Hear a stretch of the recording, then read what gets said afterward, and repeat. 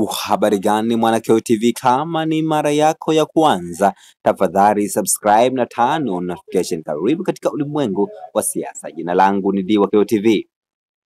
Kwa taarifa ambazo zinasambaa kwa kasi sana katika mitandao ya kijamii kwa sasa nchini Tanzania, zinamhusu makamu mwenyekiti wa Chama cha Demokrasia na Maendeleo Chadema, John Heche.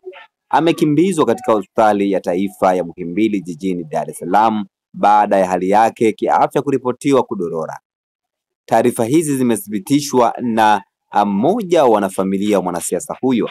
Anasema Heche alichukuliwa kutoka kituo cha polisi cha Mbulahati alikokuwa anashikiliwa na kukimbizwa katika hospitali ya Muhimbili kutokana na hali yake ya kiafya kuendelea kuwa mbaya. Hayasema anasumbuliwa na maradhi gani.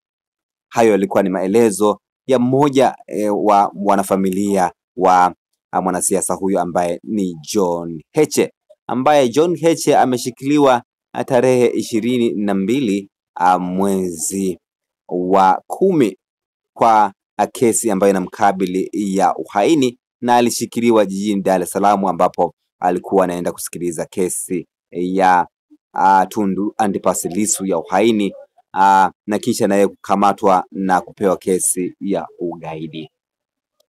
Na katika mashtaka ambayo yanamkabili John Heche, mashtaka mawili, yote yanahusiana na masuala ya ugaidi, lakini tutegemee kuona kwamba kesi hiyo itaweza kusikilizwa atakapofikishwa mahakamani rasmi, na bado hajapelekwa mahakamani kwa ajili ya kusomewa mashtaka. So tusubiri muda utaweza kuongea ukweli, tuone ni kipi kitafuata katika kesi ya John Heche. Lakini pia hii taarifa ambayo inasambaa kwamba anasumbuliwa, yuko hoi, nayo tutapata taarifa zaidi hapo kesho, ambapo Chama cha Demokrasia na Maendeleo Chadema kitakapotupa updates au taarifa kamili. Jina langu Diwakeo TV, tafadhali subscribe na turn on notification. Kama ni mara yako ya kwanza kabisa, unaweza kushusha comment yako hapo na kusubscribe ili tukutane wakati ujao katika masuala ya siasa. Bye bye.